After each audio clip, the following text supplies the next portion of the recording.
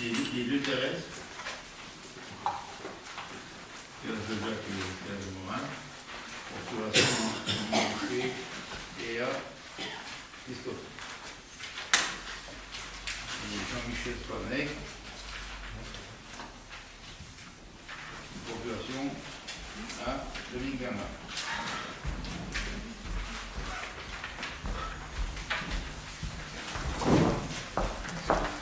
Comment tout le monde est arrivé?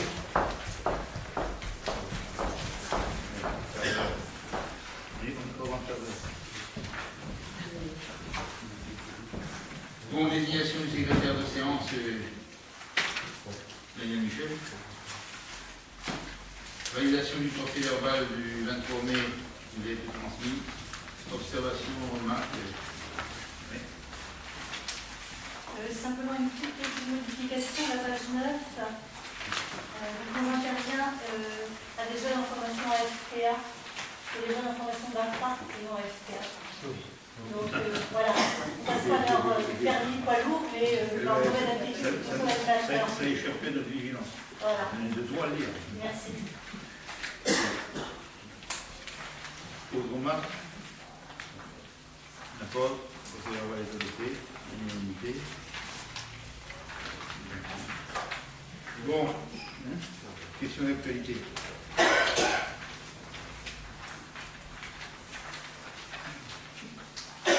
Premier point, jour anniversaire du massacre de la Porcherie. Aujourd'hui, 4 juillet, l'IAC se souvient. On va pas faire une cérémonie, rassurez-vous, ce soir. Par contre, pour le 14 juillet, comme d'habitude, tous les élus sont invités à se rendre en forêt le matin à 10h au monument aux morts de la Porcherie. Donc c'est remarqué que la date était donc le 4 juillet 1944. Cette résistance a été exécutée par l'occupant allemand au nom des élus d'Ouliac de l'ensemble des Ludaciens en ce jour anniversaire. Ça fait 69 ans, je ne me trompe pas, 69 ans, ça fait 70 les années. Donc au nom, je tiens à saluer dignement la mémoire de nos héros et de leur famille. Donc l'un des chefs, le commandant Coupeau. Nous aurons l'occasion de rendre hommage au marquis d'Ouliac le dimanche 14 juillet à 10h. Vous n'aurez pas d'invitation, on n'aura plus d'invitation. Donc pour ceux qui veulent être à 10h au monument de la Porcherie, je vous demande de noter avant les cérémonies officielles du 14 juillet au monument aux morts. Deuxième point, exposition à la municipalité d'Ouliac au 19e siècle. Vous voyez les panneaux. Donc je relance un peu la presse parce qu'on n'a pas beaucoup de visiteurs. On a de temps en temps quelques-uns tous les jours. Mais bon, c'est vrai que on a besoin de relancer pour l'innovable. Alors ceux qui viennent sont très intéressés, s'ils prennent le temps, il faut une demi-heure. Il faut une demi-heure le temps de venir. Une demi-heure minimum pour ceux qui disent vite. Pour ceux qui disent lentement, oui. Donc voilà. Et nous en sommes donc à la deuxième partie de notre triptyque. Les 12 panneaux qui retracent les événements du 19e siècle, 1800 à 1900. Les premiers c'était 1789-1800. Donc avec les différents maires d'Ouliac, il y a 3 panneaux sur les maires d'Ouliac. Et en plus sur la vie municipale, à travers les arrêtés qui ont été pris, les délibérations qui ont été prises, avec des thèmes, vous voyez, la religion, l'éducation, etc. L'Ouliac et l'histoire, Napoléon III, les retours de Napoléon, Napoléon Ier, Napoléon III. Donc je relance un peu pour que ce soit suivi, parce qu'on enlèvera, il restera une dernière, oui, 1900, 2000. Sculpture de l'Europassion. Troisième point, trophée remis solennellement en Autriche par la Passion de Herbe. C'est la ville d'Autriche, selon la coutume, au président de la Passion de Ouliac Yvon Février. Donc avec réception en mairie, ensuite elle va aller à l'église, et on a des saintements en mairie. Cette sculpture marque le passage de témoin de la présidence de l'Europassion pour un an et annonce les prochaines festivités autour du centenaire de la Passion d'Ouliac, où l'organisation de la Passion attend au moins 50 délégations, dont 6 ou 7 d'Italie, où se jouent les Passions. Donc une grosse organisation qui vient de Slovénie, de Croatie, d'Autriche, d'Allemagne, avec un problème pour les traductions. On peut en prendre en allemand, ça ira, en italien aussi sans doute, en anglais aussi, mais bon, voilà, ça marque le centenaire. On s'appelle déjà le curé avec la Passion. Pour une colle aux conseils municipaux, ceux qui vont à la messe, et la minorité. Comment s'appelle l'abbé? C'est moi le meilleur, l'abbé Romain. J'avais la réponse. Bon, on va la prochaine sujet. Donc, l'abbé Romain, qui a lancé la Passion, on dit ça pour votre culture, cher début. Donc, 1914. Ensuite, elle a eu une période d'éclipse pendant la Première Guerre mondiale, qui est reprise après et toujours joué depuis. Rappelez-vous l'abbé Romain. Maquette de l'église Saint-Nicolas. Je vous en parle parce qu'elle nous a été offerte, par hasard. On a été contacté, elle sommeillait dans un grenier. Elle a été réalisée par un certain Marcel Josselin, originaire de Léac, compagnon du devoir, né à la ville basse et décédé prématurément en 1994 à l'âge de 42 ans. La famille, après s'être consultée, nous a appelé pour savoir si elle nous intéressait, sachant que le dôme n'a pas eu le temps de faire le dôme. C'est un travail considérable fait avec des allumettes, si vous la regardez de près. Et donc, il n'a pas eu le temps de faire le dôme. On a trouvé celui qui va nous faire le dôme, M. Petroman. Il va passer un temps très long pour faire le dôme. À l'identique, donc là, mais moi je trouve que c'est un chef-d'œuvre. Ça, presse, merci, ils ont communiqué. Donc cette maquette sera mise sur un piédestal à l'église Saint-Nicolas, puisqu'elle représente parfaitement l'église. Et je pense qu'on aura aussi la photo, mais la famille l'a reprise, du donateur qui est mort, compagnon de devoir, à l'âge de 43 ans. Dernier point. Rétablissement du giratoire autour de la place de l'église. Le déplacement de la truite aura été un préalable, car ce soir, je vous annonce l'intention prise par le bureau municipal de rétablir la circulation autour de l'église, suite à une concertation avec les commerçants. Décision motivée par l'avis des commerçants, des riverains, beaucoup d'Audiaciens, qui regrettent l'impossibilité de pouvoir faire le tour de l'église depuis le plan nouveau, enfin le plan nouveau ni plus nouveau, de circulation imposée par la précédente municipalité. Alors cependant, cette ouverture devra faire l'objet d'un large consensus et va pas susciter des passions exacerbées, comme pour certains dossiers, que je ne citerai pas. Aussi, la décision définitive ne sera prise qu'à l'issue d'une réunion publique réunissant riverains et commerçants. J'ajoute que la réouverture de cette voie ne remet pas en cause l'organisation de manifestations sur la place de l'église, puisque cette voie pourra être fermée ponctuellement à la circulation. Une étude globale de la signalétique va être lancée à la rentrée, en partenariat avec la CIRAL, on a déjà retenu un cabinet, afin d'améliorer et de rendre plus cohérent l'existant, tout en uniformisant les panneaux de signalisation pour couper court à certains bruits disant qu'il n'y a pas de parking à Village, il y en a plein, qui sont pas suffisamment signalés, on le reconnaît, il y a plein de parkings. Quand on demande à certains parking Bigrel, il y a peut-être bien 200 places, et quand il y a 5 autres au-dessus, 10, je pense que ça fait à peine. Donc, avec les tissants et les parkings, ce n'est pas les places de parking qui manquent, sauf à faire un mauvais procès. Par contre, le signalement, la signalétique des parkings est insuffisant. Donc voilà, ça rentre dans une méthode, avec une discussion, on a rencontré les commerçants.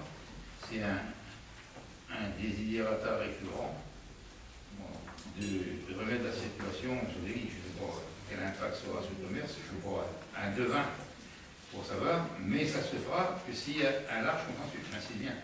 Si ça suscite des oppositions, mais non, parce que nous, on ne souhaite pas, non, ça ne va pas. Bon, après, les places de parking vont venir automatiquement dans la discussion. Quand Christophe avait mené avec les commerçants dans le consensus de l'aménagement de la rue de Pontivy pour 650 000 €, bon, c'est vrai que certains demandaient tout. Ils demandaient la circulation en deux sens. Il y a plusieurs scénarios. Il y avait un scénario comme quoi la circulation se dans un sens, donc on pouvait le faire au piétonnier. Et on ne supprimait pas les places de parking. Et après, ils ont vu la circulation dans les deux sens. Donc, on a suivi les désirata d'une large majorité, circulation dans les deux sens. Nonobstant la circulation dans les deux sens, on a refait les trottoirs selon la loi. Rappelez, devant la belle époque, le trottoir faisait 40 cm. Un pied sous le trottoir, un pied sur la route. Donc on a remis aux normes. On a refait tous les réseaux, eau pluviale, eau usée, et tout, l'électricité, les lampadaires, le piétonnier, 650 000 € de travaux. Bon, ça n'a pas dynamisé peut-être le commerce. Je pense pas que ça a dynamisé dans le rue-là. Mais bon, s'est engagé à le faire, ça a été fait. C'était un souhait aussi, pour le mettre aux normes. Et donc le rétablissement du giratoire autour de la place de l'église, vous avez vu que l'enlèvement de la truite était le préliminaire à ce qu'on remette autour de l'église la circulation, parce qu'il y a quand même une forte demande qui soit remise pour maintenir et densifier le centre-ville, qui, si vous avez lu le journal de la Cyrale, dont je suis le directeur de publication, se porte bien. Et on compte plus certaines friches de 40 mètres carrés, presque à l'état de masure, qui sont encore comptés pour certains dans les friches. Pour un client, personne ne viendra. Je pense à une boulangerie qui est fermée depuis 10 ans, et tout le matériel est obsolète, mais si on veut, on la compte dans les friches, en espérant une reprise. Alors chapeau à celui qui va reprendre, il viendra de la ville si on la compte dans les friches.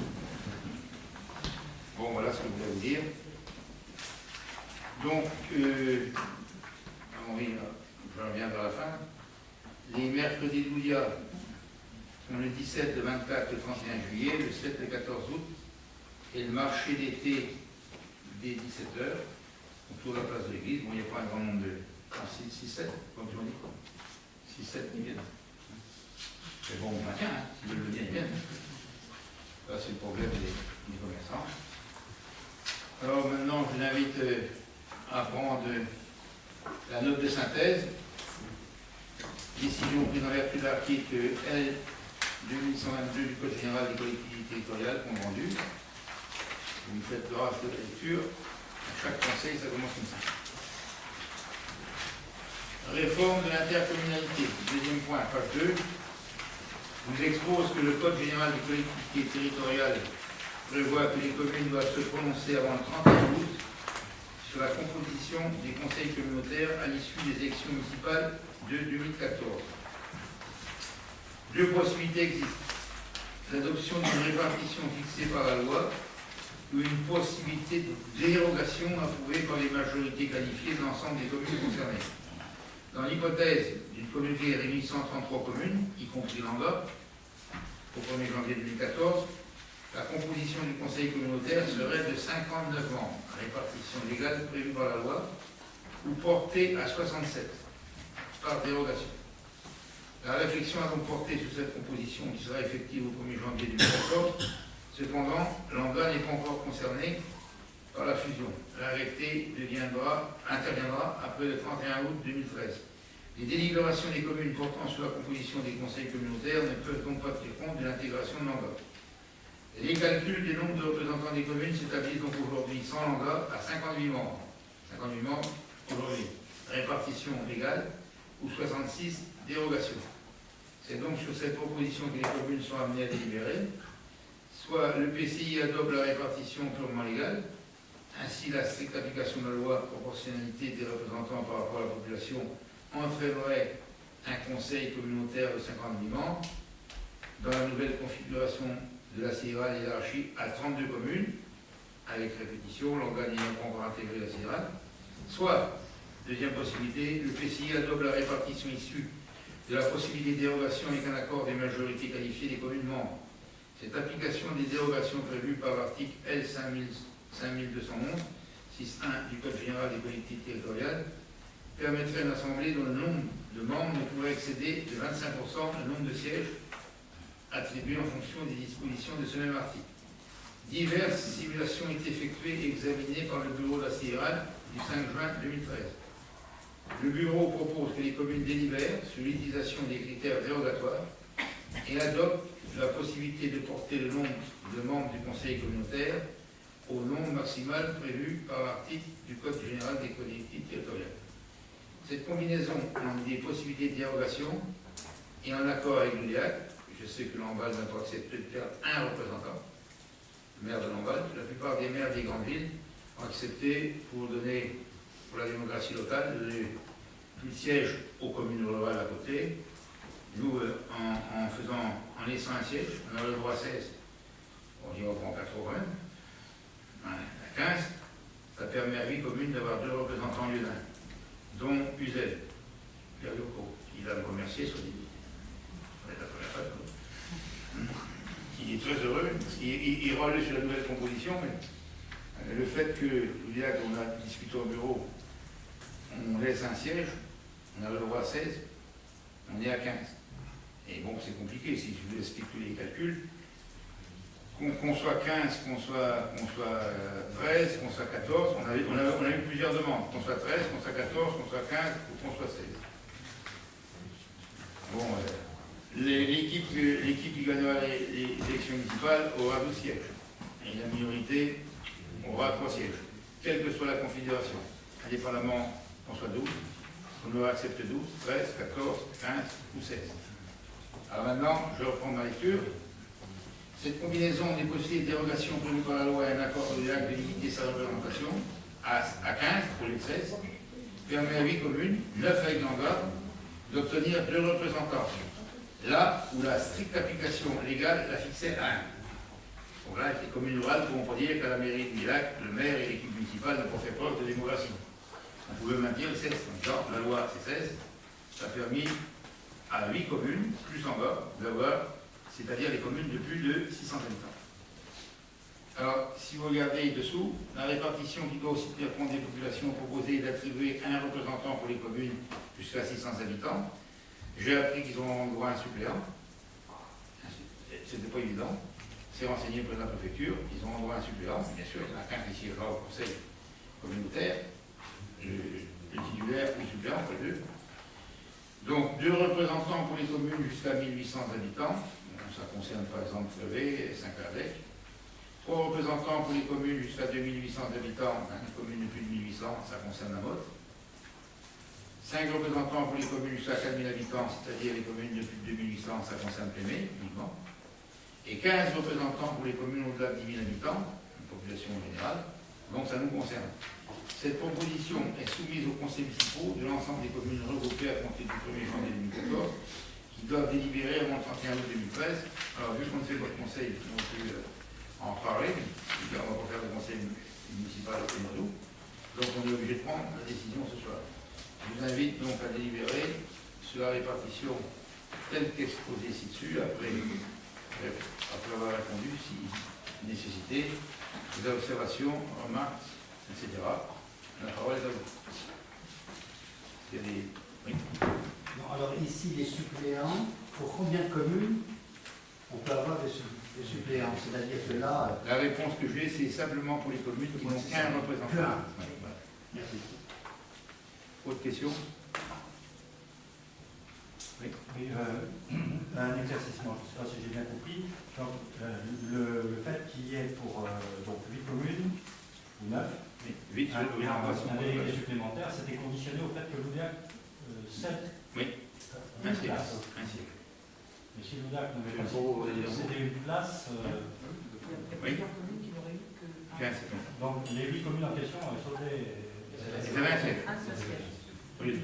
Monsieur le Bourreau, il y a un mot, il s'est eu qu'à suivre tout ça.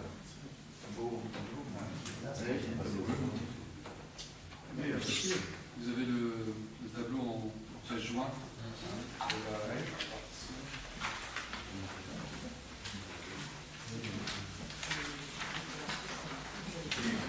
Donc la représentation légale, donc ça c'est la proposition dérogatoire de cette soumise ce soir. C'est la hauteur. Donc effectivement, ces communes-là, automatiquement, n'avaient qu'un siège. Si l'UDEAC accédait à voter 16 représentants. En basculant en 15, en divisant en 1, automatiquement le calcul. Mais le maximum, excusez-moi, je vais aussi pour comprendre, mais le maximum c'est de 66, donc il y a encore de marge par rapport à. Oui. Si en représentation légale on était à 58 et qu'on accordait un délégué supplémentaire à 8 communes, Oui. on arrivait à 66. Vous avez vu, en proposition dérogatoire, effectivement, le trait c'est 66, oui. 66. En proposition de relation. Parce que je ne comprends pas, c'est qu'il fallait que l'UDA accepte une Oui. place pour que les autres. Oui, oui. Parce qu'on a accordé C'est ce qu'on nous a dit, hein, moi je fais confiance à la Ça préfecture. paraît un peu bizarre comme raisonnement. Le calcul, il est national. Enfin, je veux dire, la règle a été établie au niveau national. Hein, c'est un calcul qui est fait. Ah, mais ça nous a interpellé de la même façon, l'équipe de la majorité, en disant qu'à l'intérieur on a additionné une place. Et donc on nous a dit que c'était ça. Voilà. Les renseignements que vous avez vu pour la préfecture, Ah oui, non. C'est curieux comme Ah, je ne sais pas Et après, c'est par rapport au poursuivre. nombre d'habitants. Donc il y avait un certain nombre de communes qui étaient dans une certaine tranche. Donc ça leur permettait à toutes celles-là de passer à 2 représentants. Et vous regardez le tableau, c'est vrai qu'il est en pièce jointe, numéro 2. Alors, donc, la composition actuelle du conseil communautaire, et on va être à 79. Oui, je continue parce que on va être à 79 pendant 3 mois. Pendant 3 mois, on est à 79. Donc ça pose un problème technique. Le siège à la CIA, sauf à modifier la salle, on prend une autre. Donc pendant 3 mois, du 1er janvier jusqu'aux élections de mars, les conseils communautaires n'auront plus lieu dans l'hémicycle de la CIA. On en parlé en conseil communautaire, parce que je vous lis et je reviens au tableau. Vous prenez la page 3, représentation des communes, parce que tout ça est lié. Du 1er janvier jusqu'au renouvellement des conseils municipaux, je vous expose que la délibération relative à la représentativité, on va voter là-dessus aussi, des communes au sein de PCI ne s'appliquera qu'à l'issue du scrutin municipal de 2014. En le 1er janvier 2014 et le renouvellement des conseils municipaux en mars, il convient d'adopter des dispositions transitoires de composition du conseil communautaire. Le bureau de la CIA propose que pendant cette période correspondant à la fin du mandat, le conseil communautaire soit composé sur les bases ayant présidé jusqu'alors à la composition de l'organe délibérant de la CIA. Chaque commune est représentée par 2 délégués, au moins, titulaires, et 2 délégués suppléants pour les communes de 1000 habitants. Et moins, et 1000 habitants et moins, et par un délégué titulaire et un délégué suppléant par tranche de 2000 habitants supplémentaires. Les délégués suppléants étant appelés à siéger avec voix délibérative, en l'absence du titulaire, bien sûr. Ces modalités, en la période transitoire, conduisent d'un conseil communautaire de 79 membres, 81 quand l'Angola va entrer, transitoirement jusqu'au renouvellement des conseils municipaux tels que figurant au tableau joint. Donc après, je vais vous inviter à délibérer sur ce point-là.